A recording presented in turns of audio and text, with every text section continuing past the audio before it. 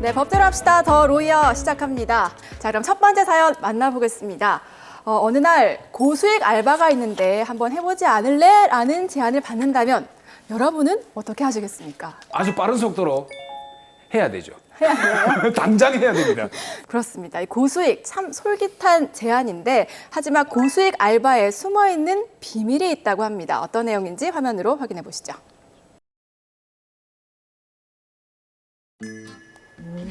알바비가 두둑하네. 우와, 이러다 금방 부자 되겠네. 네? 보이스 피싱이요?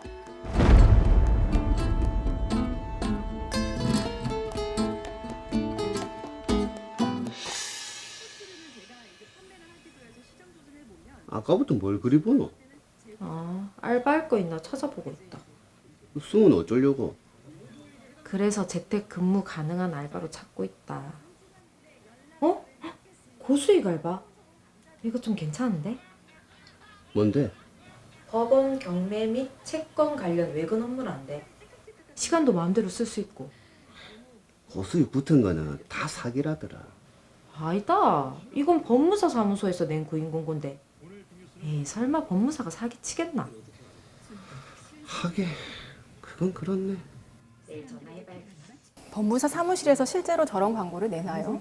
이상한데요. 고수익 이게 조금 의심이 돼요. 저 법무사 사무실이죠? 구인 광고 보고 전화드렸는데요. 네, 맞습니다. 혹시 지금 하시는 일이... 주부예요. 애 키운다고 경력이 단절돼서. 네, 괜찮습니다. 저희가 하나부터 열까지 다 알려드리기 때문에 걱정 안 하셔도 됩니다. 그럼 제가 어떤 일을 하게 되는 거죠? 채권이 뭔지 아시죠? 네, 알죠. 네, 채권을 회수하는 일입니다. 저희는 일당으로 비용을 지급하는데 하루에 10만 원이고요. 회수 금액의 1%를 추가 수당으로 드립니다. 그러면 회수를 못해도 10만 원은 주시는 건가요? 당연하죠. 일을 하셨는데. 그리고 교통비도 따로 드릴 테니까 걱정 마시고요. 조건 좋은데. 그러면 일하려면 어떻게 해야 되죠? 제가 메일 주소 보내드릴 테니까 사진이랑 같이 해서 이력서 보내주세요. 검토해서 바로 연락드릴게요. 혹시 면접은...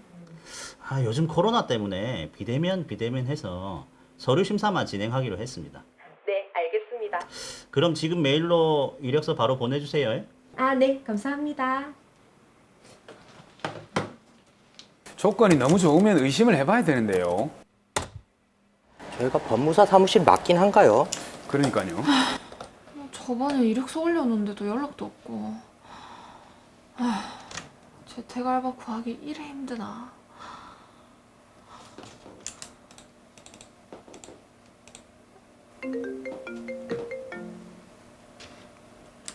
박소영 씨죠? 예, 근데 누구세요? 사이트에서 이력서 보고 전화했는데요. 혹시 취직하셨습니까? 아니요, 아직 구하고 있습니다. 그럼 저희 일 한번 해보시겠습니까? 고수익 보장 알바입니다. 재택근무면 딱인데. 저희가 로이어은행 외주업체인데 보안 처리 작업을 하거든요. 그래서 은행 고객들의 주민등록번호 뒷자리를 별표 처리하는 일입니다. 요즘 개인정보 때문에 워낙 민감하잖아요. 일은 간단하네요. 그렇죠. 주민번호 뒷자리 일이 끝나면 이메일 삭제 업무도 있고요. 제가 해볼게요. 네. 그러면은 이메일 주소 불러주세요. 저희가 업무 파일 보내면 작업해서 주시고 근로계약서 써야 하니까 이력서랑 운전면허증 사진도 같이 보내주세요. 운전면허증은 왜? 그거는 급여 통장도 같이 만들어야 해서 그렇습니다. 예. 제 이메일 주소가요. 네. 그러니까 현금을 인출해서 이상우 씨한테 전달하면 되는 거죠? 네, 알겠습니다. 무슨 전화고? 알바. 그거 하기로 했나?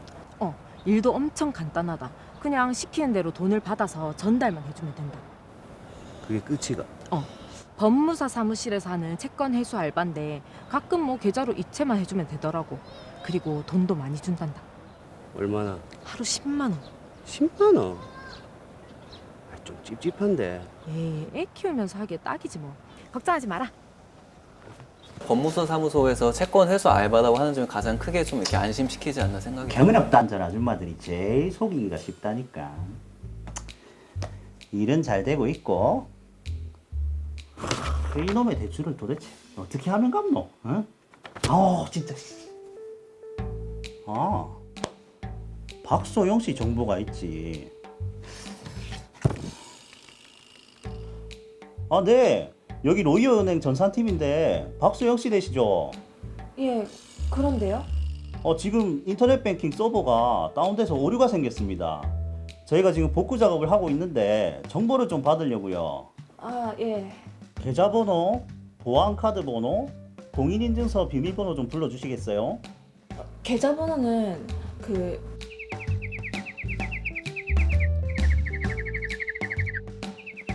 이거고요. 예, 보안카드는 아, 의심이 없으시네요.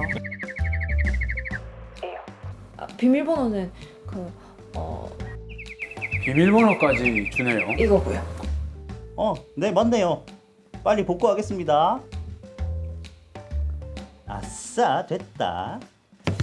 이걸로 공인인증서를 새로 발급받으면 되겠네.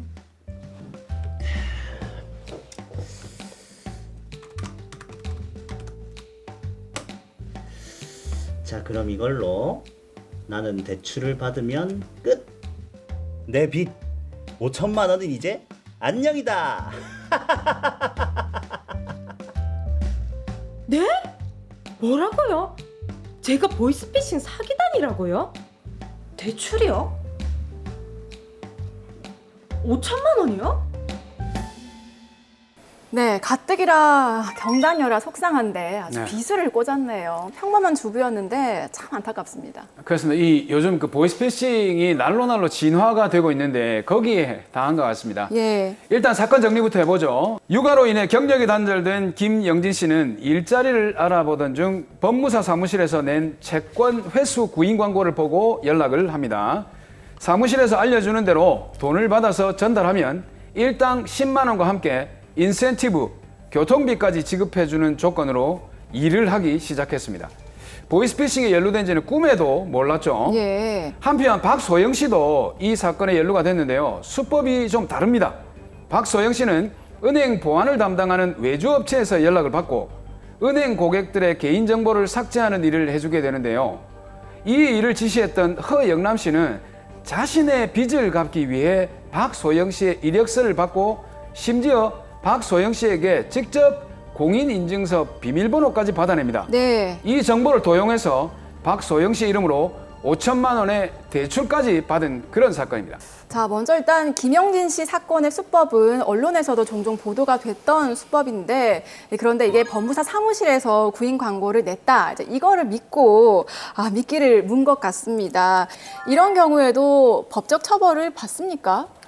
네, 김영진 씨는 자신도 모르게 보이스피싱 조직의 현금 수거책 역할을 하게 된 것인데요. 네. 이 경우에는 사기죄의 방조범으로 처벌을 받을 가능성이 있습니다. 다만 사안을 조금 구체적으로 살펴볼 필요가 있습니다. 예. 특히 자신이 아르바이트하면서 관여하게 된 행위가 보이스피싱 사기 범행이었는지 여부를 미필적으로 남아 알 수 있었는지 여부가 중요합니다. 그런데 저희가 알고 있기로는 보이스피싱의 경우에는 모르고 했다 하더라도 처벌을 받는다 이렇게 알고 있거든요.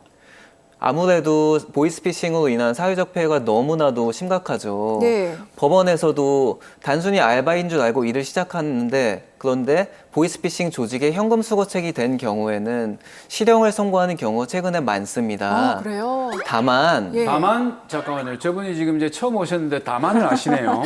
네, 다만 그 뒤가 중요한데 그 뒤가 뭐죠? 다만 얼마 전에 김영진 씨와 유사한 사건에서는 보이스피싱 가담에 대한 미필적 인식이 없다고 보아서 대법원에서 무죄 판결이 선고되었습니다. 무죄예요. 자, 그렇다면 드라마 속의 김영진 씨도 증거를 잘 수집을 해서 내가 했던 행동이 범죄인지 몰랐다라고 증명을 하면은 법적 처벌을 받지 않아도 되겠네요. 네, 맞습니다. 단순 알바인 줄 알았을 뿐이고 보이스피싱 조직의 현금 수거책 역할을 하는지는 전혀 알 수 없었다라고 하는 점을 꼼꼼하게 잘 설명해야겠죠. 네. 그리고 이러한 점을 잘 설명하려면 역시 경험 많은 전문가의 도움이 꼭 필요할 것 같습니다. 근데 요즘 그 보이스피싱 범죄가 날로 좀 많이 늘어가고 있다는데 그건 사실입니까? 네, 최근에 경찰서 유치장에 가보면은 중년 여성분들이 보이스피싱으로 구속된 경우를 참 많이 봅니다. 예. 대부분 단순 알바인 줄 알고 일을 시작했는데 실제로는 보이스피싱의 현금 수거책 역할을 하게 돼서 구속된 것이죠. 자, 그럼 김영진 씨 같은 경우에는 범죄 사실을 몰랐다라는 것을 잘 증명하면 처벌을 피할 수 있다고 정리가 되었고, 또 한 명의 피해자가 있었잖아요. 바로 박소영 씨인데 이분은 조금 피싱이랑은 좀 다른 형태의 사기를 당하신 것 같아요. 그렇습니다. 이게 허영남 씨에게 개인정보와 공인인증서 비밀번호까지 넘겨주면서 대출 5천만 원을 떠안게 됐거든요. 네네. 이런 경우는 좀 이렇게 구제할 방법이 없을까요? 나도 모르는 대출금을 5천만 원씩이나 갚아야 되는 게 얼마나 억울할까요? 억울하죠. 이럴 때는 대부업체를 상대로 해서 채무부존재 확인 소송을 제기할 수가 있습니다. 네, 채무 부존재 확인 청구 소송. 그러니까 채무가 존재하지 않다는 거를 확인하는 소송인가요? 네, 맞습니다. 오. 하지만 박소영 씨의 경우에는 채무부존재 확인 소송을 제기한다라고 하더라도 기각될 가능성이 높습니다. 아, 예. 전혀 모르는 사람이 자신의 공인인증서를 손쉽게 발급받을 수 있도록 해줬기 때문이죠. 특히 보이스피싱 사기단에게 대출계약 체결에 필요한 신분증 사본, 그리고 공인인증서 재발급에 필요한 보안카드 비밀번호, 계좌번호, 공인인증서 비밀번호까지 모두 알려줬기 때문입니다. 좀 억울할 것 같습니다. 이 사연에 만약에 비춰본다면 저는 또 의문스러운 게 박수영 씨가 공인인증서를 발급한 은행에서도 본인 확인 절차를 거치지 않았단 말이죠. 그러면 은행도 책임에서 자유로울 수 없지 않을까요? 네, 맞습니다. 대부업체를 상대로 해서 채무부존재 확인 소송을 청구하는 것 말고도 공인인증서를 발급한 은행을 상대로 해서 손해배상 청구를 할 수가 있습니다. 네. 특히 은행이 공인인증서 발급 과정에서 본인 확인 절차를 제대로 거쳤나 이 부분을 분명히 확인해야 하고요. 만약 은행에게 손해배상 책임이 인정될 경우에는 은행은 공인인증서 발급으로 인해서 박소영 씨가 입은 피해인 대출금 5천만 원의 일부를 변제해야 될 책임이 인정될 수가 있습니다. 아, 근데 이게 은행을 상대로 해서 소송을 한다는 게 매우 어렵거든요. 그럴 것 어떻습니까? 같은데요. 가능성이 네. 있을까요? 물론 쉽지 않습니다. 하지만 실제로 이런 소송을 통해서 은행으로부터 손해배상을 인정받은 경우가 있고요. 그러니까는 너무 걱정하지 마시고 경험 많은 전문가의 도움을 받으신다면 조금이나마 피해 배상을 받으실 수가 있겠습니다. 자, 그럼 다시 사연으로 돌아가서요. 드라마 속의 이 사기범이죠. 허영남 씨. 어떤 처벌을 좀 받을 수 있을까요? 허영남 씨의 경우에는 당연히 이 사건 사기 범행의 주범이기 때문에 사기죄의 정범으로 처벌받을 가능성이 높습니다. 예. 하지만 현실적으로 안타까운 게 보이스피싱 조직이라고 하는 게 이른바 점조직 형태로 운영되는 경우가 많고 이 경우에는 주범의 신원이 전혀 알려지지 않는 경우도 많습니다. 네, 맞아요. 설령 주범의 신원이 밝혀진다라고 하더라도 주범은 해외 도피 중인 경우가 많기 때문에 신병 확보가 매우 어렵게 됩니다. 자, 정말 이런 사기 범죄 이제 많이 늘고 있는데 만약에 피해를 입었을 때 좀 구제할 방법이 있을까요? 네. 보이스피싱에 속아서 돈을 송금하거나 이체한 경우에도 이러한 사실을 금방 알아차리게 된다면 피해를 막을 방법이 있습니다. 네. 송금하거나 이체한 상대방 계좌를 관리하는 은행을 상대로 해서 지급 정지와 같은 전기통신금융사기의 피해 구제를 신청하면 됩니다. 예. 원칙적으로는 서면으로 피해 구제 신청서를 제출해야 합니다. 예. 하지만 긴급한 경우에는 전화나 구술로 신청할 수가 있고 3일 이내에 피해 구제 신청서를 나중에 제출하면 됩니다. 그러니까 피해를 당했을 때 속았다는 것을 아는 그 순간 가장 빠르게 피해 구제를 신청해야 된다. 이 말씀인 것 같은데 금융사기 같은 경우에는 사실 연루되는 것보다는 미리 예방을 하는 게 중요한 맞아요. 것 같은데 예. 예방책은 없을까요?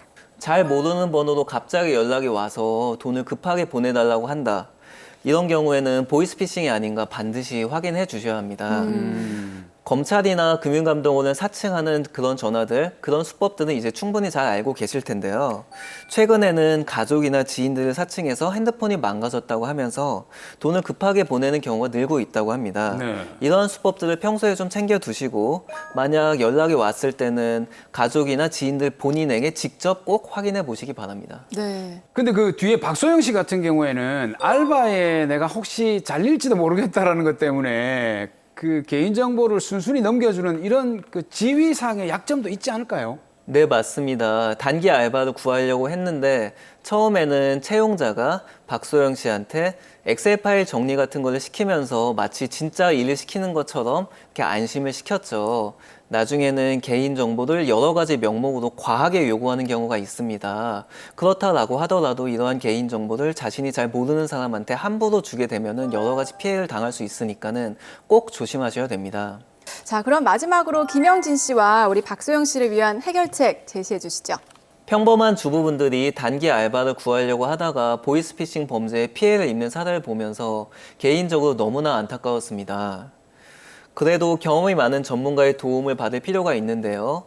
형사적으로는 사기죄의 방조범으로 처벌받지 않도록 도와드릴 수가 있고요. 민사적으로도 채무부준적 확인 소송이나 손해배상 소송처럼 여러 가지 소송 절차를 통해서 피해 구제를 받을 수 있도록 도와드릴 수가 있습니다.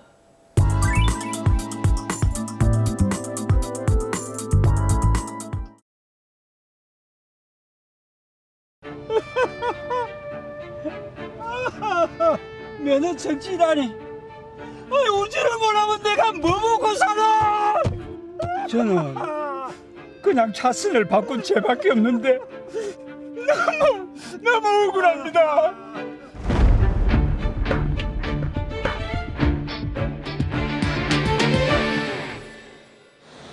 아이고, 대기할 때는 차라도 깨끗이 닦아놔야지.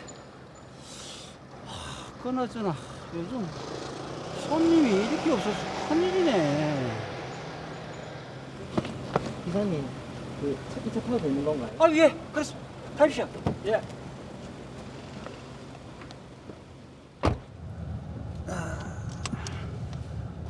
손님, 어디로 모실까요? 기장으로 부탁드리겠습니다. 아, 예, 알겠습니다. 기사님, 제가 오늘 일하는데 좀 늦어가지고 빨리 좀 부탁드리겠습니다.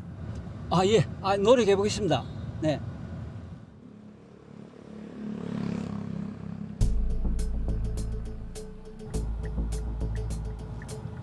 에헤이, 조금만 더 양보해주면 좋겠구만.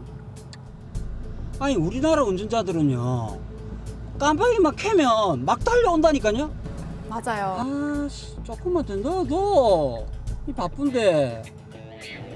차선 변경이 너무 어렵죠.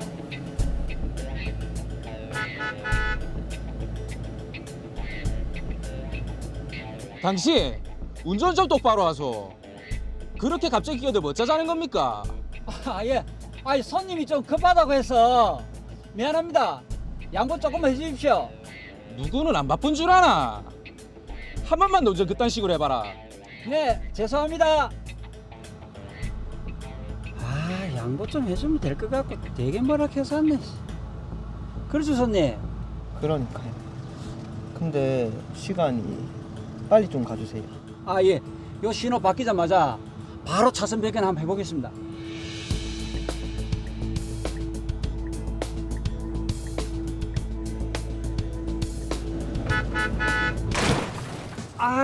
아이, 무슨 일이고? 결국 사고가 났네요. 손님 괜찮습니까? 기사님 운전을 어떻게 했길래? 죄송합니다. 안 다쳤으세요? 손님 잠시만요.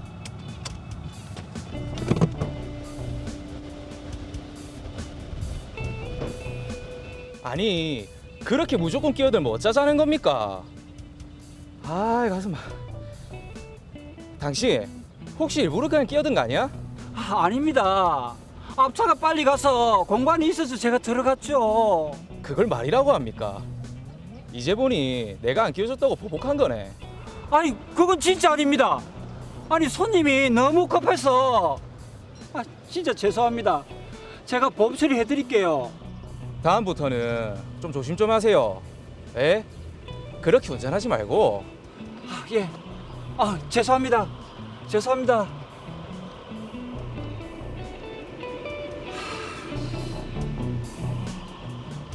황민식 씨가 김춘삼 씨를 보복운전으로 고소했습니다. 아니 보복운전이라니요. 그날 접촉사고 난 것도 난폭하게 끼어들기 시도하면서 위협하려고 했던 거 아닙니까? 아닙니다. 아니 근데 저는 그냥 손님이 빨리 가달라고 해서 급하게 차선을 바꾸는 것밖에 없습니다. 계속해서 위협적으로 민식 씨 진로를 방해하려고 했다면서요. 형사님 저 진짜 억울합니다. 아니 그날 사고 보험 처리까지 다 했는데 보세요. 여기서 끝이 아니었습니다. 형사님 저 진짜 억울합니다. 아니 면허 정지되면 나는 뭐 먹고 삽니까? 그건 법정에 가서 따지세요.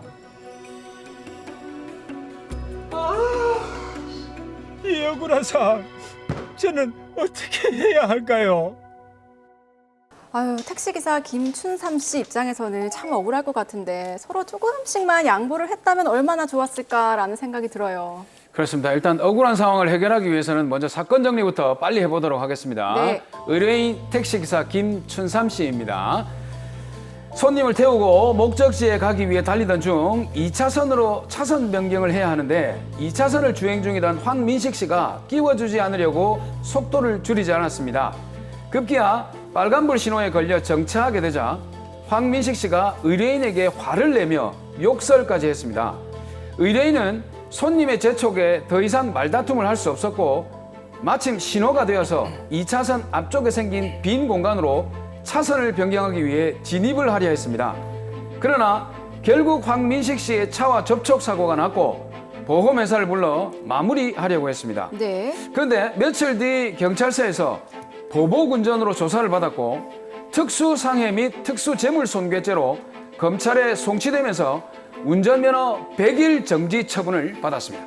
네, 지금 상황을 보면 택시기사시죠. 의뢰인인 김춘삼 씨가 정말 보복을 하기 위해서 끼어든 건 아닌 것 같거든요. 그렇기 때문에 참 억울한 상황이신 것 같은데 이게 지금 뭐 특수상해, 특수재물손괴죄가 적용이 됐습니다. 이 이유가 왜 그런 건가요?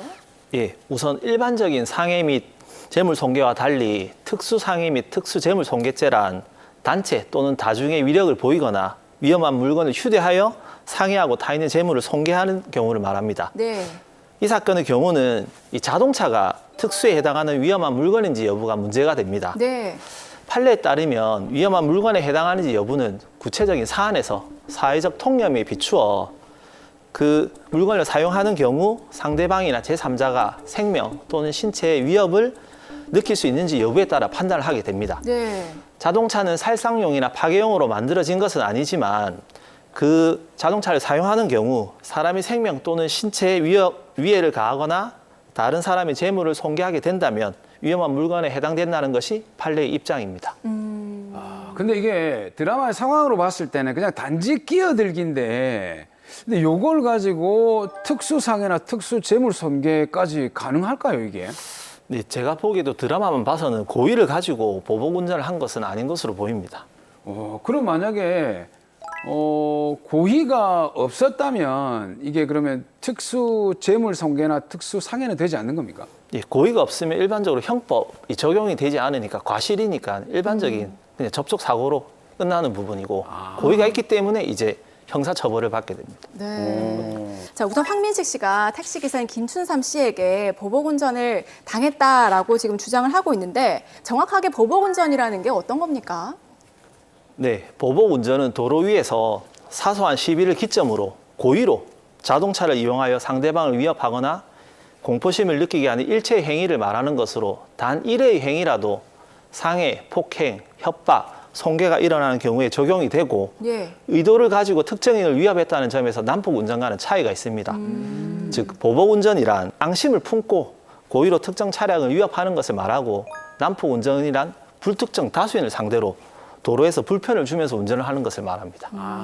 자, 그러면 황민식 씨의 주장은 일단 위협적으로 끼어들기를 했다면서 보복운전을 주장을 하는데 이게 뭐 보복운전이다 아니다라고 정해진 어떤 그런 규정 같은 게 있는 건가요?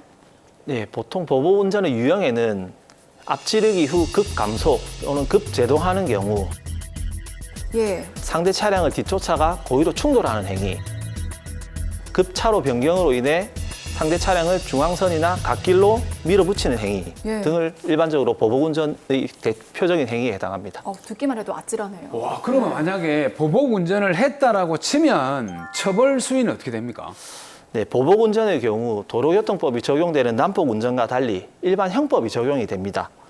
그래서 형법에 따라 특수 협박, 특수 폭행, 그리고 상대방이 상해를 입었다면 특수 상해죄로 처벌이 되고, 그리고 상대방 차량이 손괴되었다면 특수 재물 손괴죄로도 처벌이 됩니다. 네. 이 중 특히 특수 상해의 경우 벌금형이 없는 1년 이상 10년 이하의 징역에 처해지는 아주 큰 범죄에 해당합니다. 왜? 그리고 이 사건처럼 보복 운전으로 입건이 되는 경우 벌점 100점이 부과되어 100일간의 면허 정지의 처분이 내려지고, 그리고 구속까지 된다면 면허 취소와 함께 1년의 결격 기간까지 내려지게 됩니다. 이 형이 갸법지가 않아서 네. 만약에 보복운전이 인정이 되면 의뢰인 입장에서는 이제 매우 큰일인데, 자, 김춘삼 씨가 그런 보복운전을 하지 않았다는 거를 증명을 해야 되는데 이거 어떻게 좀 증명을 할 수 있을까요?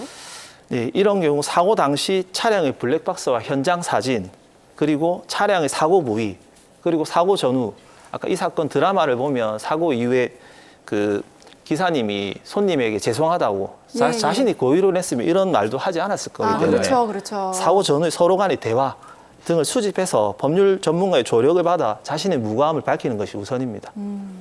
근데 이게 김춘삼 씨 같은 경우에는 운전면허 100일 정지라는 처분을 받았단 말이죠. 그러게요. 택시기사 입장에서는 운전이 생업이라서 생계 유지가 곤란한데 이 구제 방법은 없을까요? 네, 있습니다. 도로교통법상 행정처분의 경우 필수적 행정심판 전치주의가 적용이 되어 행정심판을 제기한 이후에 행정소송도 함께 제기해서 처분의 시정을 구할 수 있습니다. 자, 그러면 의뢰인인 김춘삼 씨의 경우에는 면허정지 집행을 막기 위해서 행정심판을 제기한 이후에 행정소송도 같이 또 제기해야겠네요. 예, 그렇습니다. 예. 우선 행정심판을 제기한 뒤에 보복운전이 아니기 때문에 면허정지 100일 정지 처분을 취소해달라는 행정소송을 제기해야 됩니다. 예. 그 이유는 자신이 무고함을 밝히고 절차적으로 면허정지 처분을 취소하기까지는 시간이 많이 걸리기 때문에 네. 이미 100일의 면허정지를 당하고 그 기간이 끝난 이후에 자신의 무고함을 밝힌다 해도 그게 무슨 의미가 있겠습니까? 맞아요. 예. 그렇기 때문에 면허정지 행정처분에 대한 집행정지 신청을 하기 위해서는 행정소송을 반드시 제기해야 됩니다. 그리고 여기서 중요한 것은 행정심판의 결과를 기다렸다가 이에 불복을 하여 행정소송을 제기하기에는 당장 면허정지 처분이 급박하게 목적을 달성할 수 없기 때문에 네. 일반적으로 행정심판의 결과를 보고 이에 불복하는 것이 행정소송으로 알고 있는데, 행정심판을 제기했다는 확인만 되면 결과를 기다릴 필요 없이 행정소송을 제기할 수 있습니다. 네. 그러면 이제 행정심판 결과를 보지 않고 행정소송을 동시에 진행한다는 얘기인데, 그러면 집행정지 처분은 어떻게 됩니까? 이 사건처럼 택시기사인 김춘삼 씨가 억울하게 면허가 정지가 되어버린다면 생계조차 막막해지기 때문에 김춘삼 씨는 행정소송이 끝날 때까지 면허정지 처분을 정지해달라고 집행정지 신청을 할 수가 있습니다. 집행정지 처분을 누구나 그걸 받아들일 수가 있는 겁니까? 그 다툼의 여지가 있는 이러한 사건처럼 집행을 정지시키지 않는다면 당사자가 받게 되는 회복할 수 없는 손해의 정도와 그 처분을 유지해서 얻을 수 있는 공익을 비교 형량을 해서 네. 입증보다는 낮은 수준으로 이 사건처럼 억울한 부분에 대한 일반적인 소명 정도만 된다면 집행정지는 보통 무리 없이 받아질 수 있습니다. 아니 그러면 범죄를 저지르지 않았다는 것을 입증하는 정도는 아니더라도 그냥 이제 기본적인 소명만 되면 집행정지 처분을 받아들여진다는 얘기네요. 이렇게 다툼이 있는 상황에서 법원 같은 경우에는 이러한 그 이후에 다 결정이 난 다음에도 면허정지 처분을 집행을 하면 되기 때문에 충분히 그 결과를 기다려줄 수 있기 때문에 보통 집행정지 처분을 받아들여줍니다. 네. 자, 일단은 이 사연에서는 면허정지가 돼버린 상태고, 만약에 뒤늦게 보복운전을 한 것이 아니라는 것이 입증이 되면 얼마나 그 기간이 분하고 억울하겠습니까? 경제적으로도 타격이고 심적으로도 또 많은 고통을 안을 것 같은데, 자, 그럼 이 경우에 황민식 씨에게 뭐 어떤 손해배상 청구라든지 뭐 고소라든지 이런 것들 좀 할 수 있을까요? 네, 무고함이 밝혀진다면 상황에 따라 김춘삼 씨는 황민식 씨에게 무고로 고소할 수 있습니다. 예. 그리고 무고가 성립이 된다면 이를 이유로 민사상 손해배상을 청구해서 위자료 등의 배상 또한 받을 수 있을 것입니다. 자, 마지막으로 그럼 억울하게 보복운전 가해자로 지목된 김춘삼 씨에게 솔루션 제시해 주시죠. 김춘삼 씨는 택시기사로 당장 면허가 정지가 된다면 생계조차 곤란해지게 됩니다. 우선 이에 대한 해결책으로 행정심판과 함께 행정소송도 제기하면서 반드시 집행정지 신청을 하면서 면허정지 처분의 집행을 정지시켜야 됩니다. 이 이후 행정소송을 진행하셔야 됩니다. 그리고 형사사건의 경우 블랙박스, 사고 부위의 사진, 현장 사진, 당사자들의 대화 내용 등을 적극적으로 증거로 제출하여 자신의 의견을 밝혀 무감을 풀어야 됩니다. 이렇게 된다면 형사처벌도 면할 수 있고 이러한 억울한 면허정지 처분 역시 취소시킬 수가 있습니다.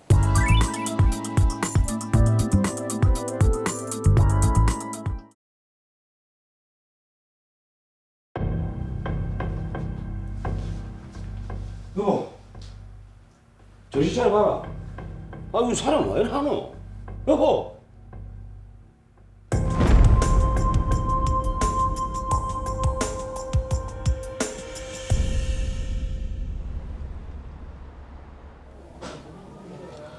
아, 주야가 바뀌니까 아무리 쉬어도 피곤이 안 풀리네.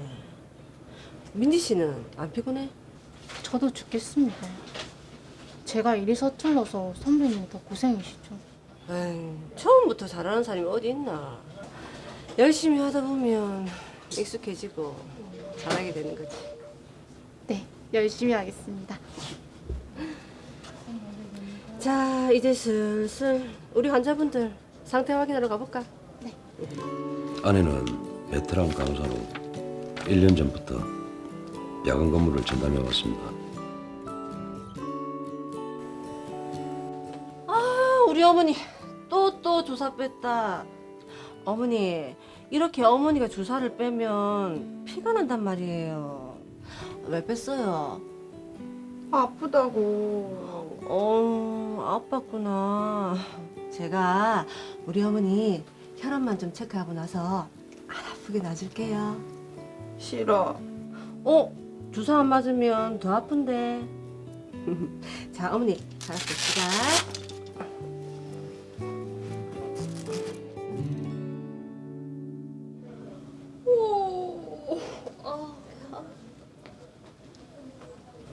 피곤하시죠?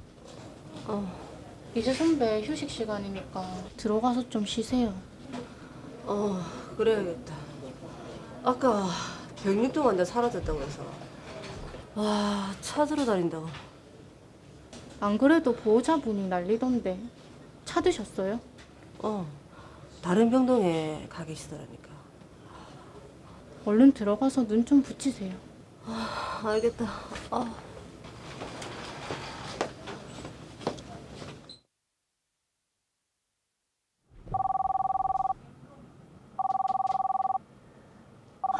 민지 씨.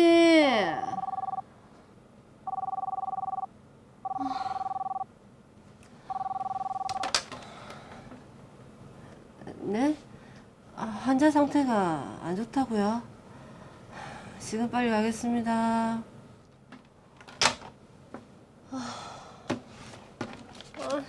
쉬어도 쉬는 게 아니구나.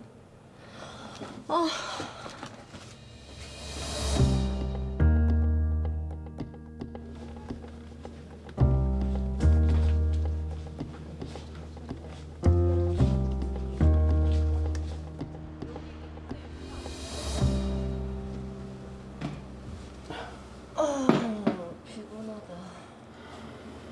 고생했다. 내가 당신 위해서 아침상 차려놨다. 다 내가 해놓고 간 반찬이구만. 그래도 내 생각해주는 건 남편밖에 없네. 알아주니 고맙네. 이건 남편표 특제 야채 수주. 좋은 맛이야. 건강에 좋다.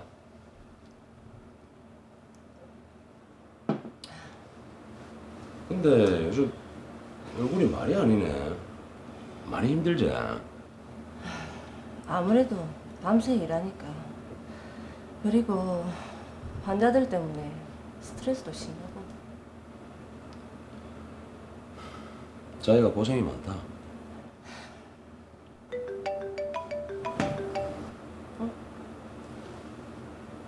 네? 503호 환자가요? 계속 그러십니까? 알겠습니다. 일단 빨리 갈게요. 쉬는 날 아닙니까? 병원이가 무슨 일인데? 방금 일하고 온 사람 부르노? 치매 환자가 있는데 내를 딸로 생각해서 한 번씩 내 찾고 난리가 난다. 꼭 자기가 가야 되나? 어쩌겠노. 한 번 그렇게 발작하면 몇 시간이고 난리인데. 진정만 시키고 올게. 피곤해서 어쩌나? 오늘 쉬니까 빨리 갔다 가서 자지 뭐. 일단 빨리 갔다 올게. 매일 밤샘 근무. 저러다 아내가 쓰러질까 늘 걱정했습니다.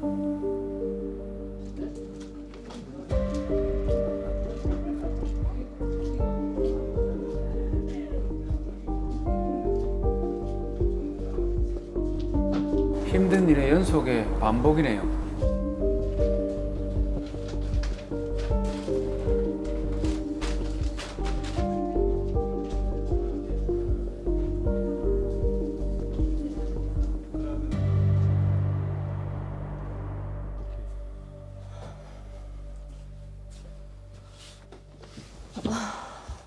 고생했다. 자기가 나 출근한대. 나 튼튼치. 고생해. 근데 당신 안색이 너무 안 좋은데? 쉬는 시간에 좀 쉬었나? 제대로 쉴 수가 없습니다요. 언제 환자들 호출할지 모르는데 항상 긴장 상태지. 그래도 같이 일하는 사람도 있잖아. 다른 선생님 병동에 환자 케어 가면 내가 해야지. 어쩌겠노. 말할 힘도 없다. 어서 가. 알았다. 쉬어. 자기가 간대.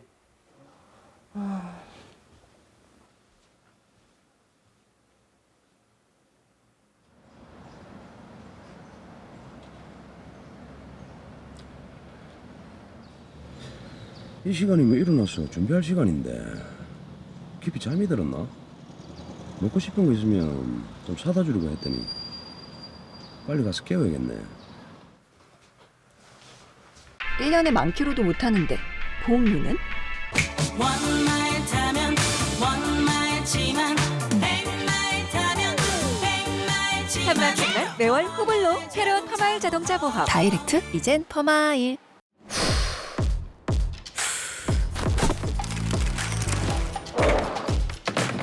후시딘과 함께라면 상처 지려나 상처엔 후시딘.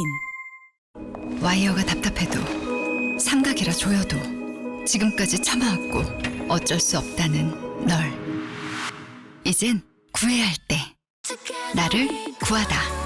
아임라인 슬립라인. 여보, 정신 차려봐라. 아이고 이 사람이 왜 나노? 119죠? 제 아내가 쓰러졌어. 빨리 좀 와주세요. 여보. 박민숙 씨 사망하셨습니다. 아이고. 안 된다. 안 된다. 이래가 못 참아. 맨날 밤새 일만 하더니 이렇게 가면 내가 어떻게 살라고. 사인은 내 경색이지만 아내의 죽음은 업무상 제의가 분명했습니다.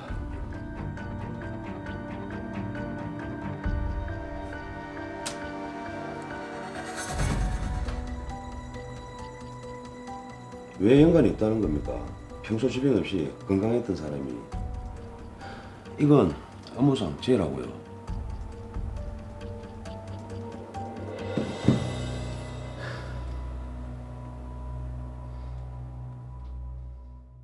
네, 하루아침에 아내를 잃은 이용식 씨, 어떤 말로 참 위로를 받을 수가 있을까요? 더구나 아내의 사망 원인이 과도한 업무다라고 주장을 하고 있는데 이마저도 받아들여지지가 않잖아요.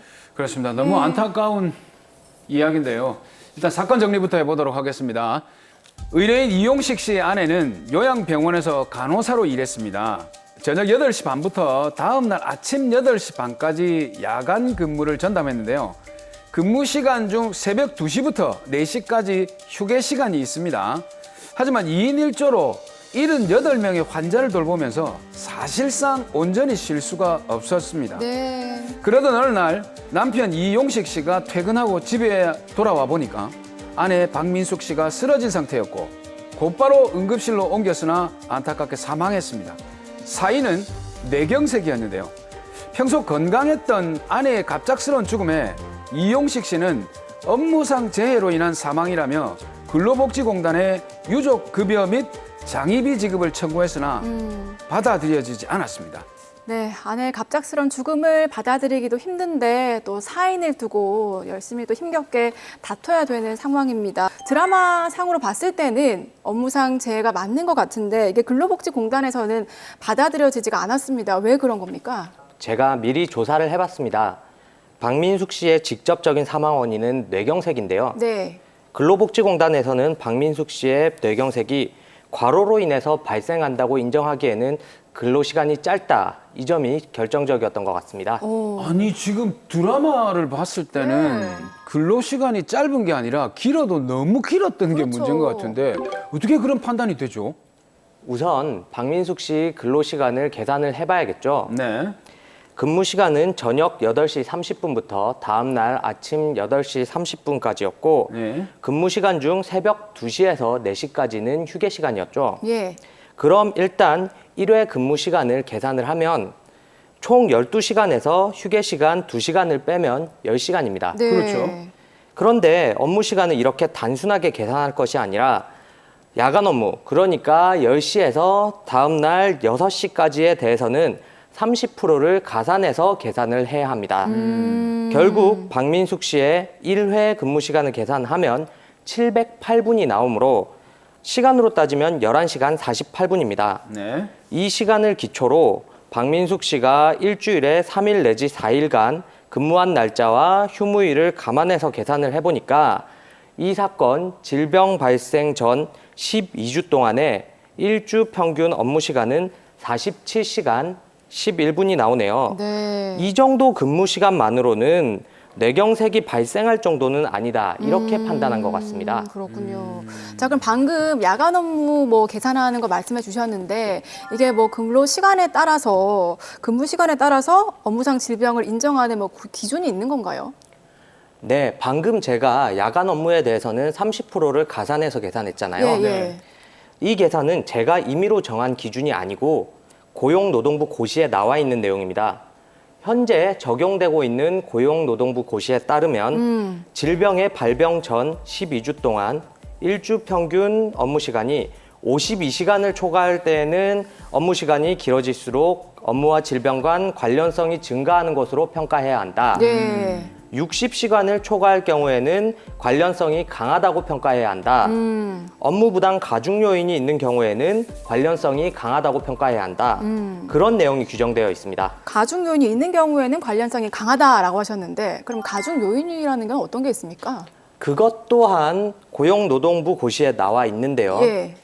근무 일정 예측이 어려운 업무, 교대제 업무, 휴일이 부족한 업무, 유해한 작업 환경에 노출되는 업무, 육체적 강도가 높은 업무, 네. 시차가 큰 출장이 잦은 업무, 정신적 긴장이 큰 업무의 경우에는 가중 요인으로 봅니다. 근데 박민숙 씨를 보면 교대제 업무에도 해당이 되고요. 예. 정신적 긴장이 큰 업무에도 해당이 되거든요.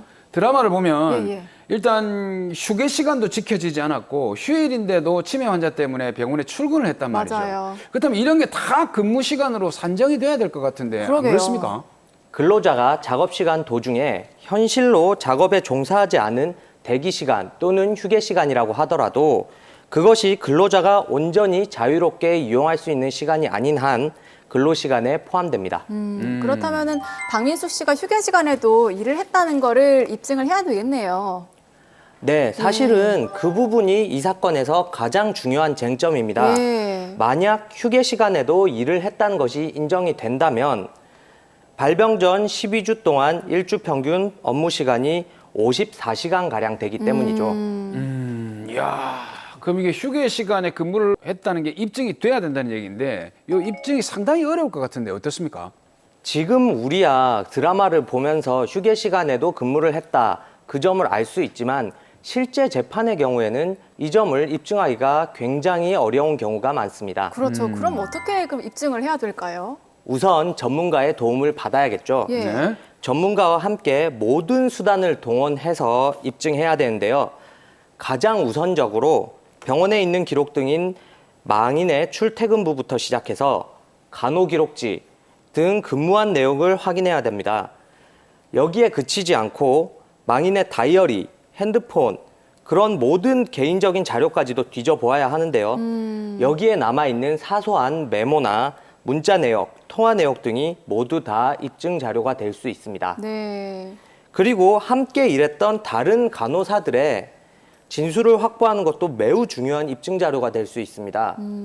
다만 함께 일했던 다른 간호사들은 여전히 그 병원이나 동종업계에서 일을 하고 있는 경우가 많기 때문에 제 경험상으로는 망인에게 유리한 진술을 꺼려하는 경험을 많이 했습니다.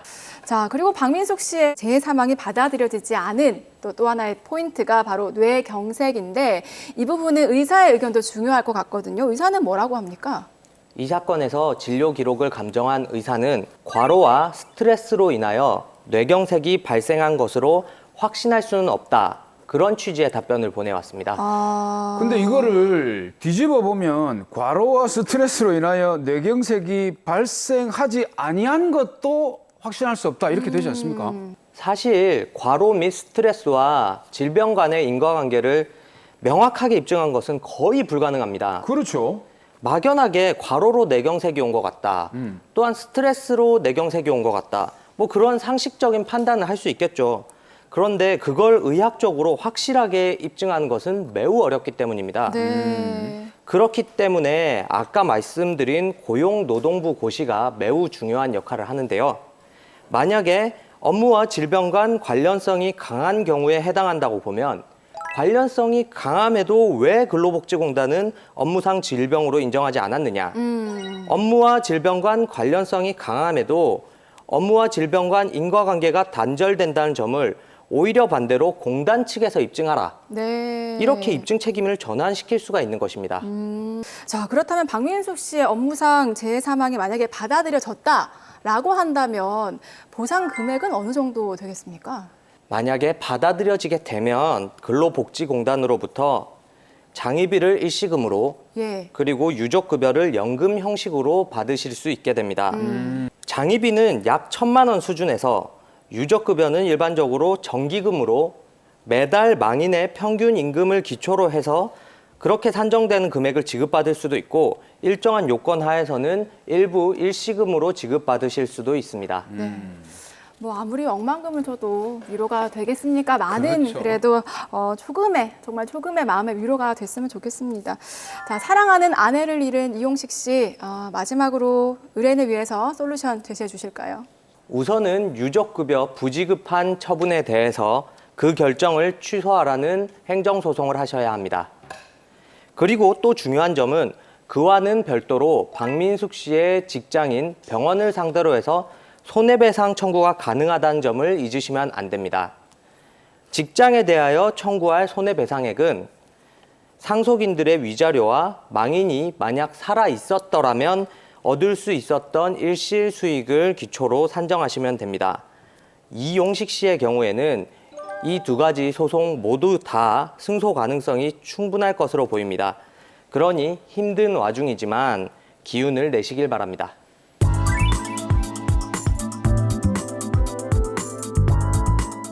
네, 저희 더 로이어와 함께 하시면요. 법에 대한 궁금증은 물론이고요. 여러 가지 소송이나 분쟁, 또 해결 방법까지 속 시원하게 아실 수가 있습니다.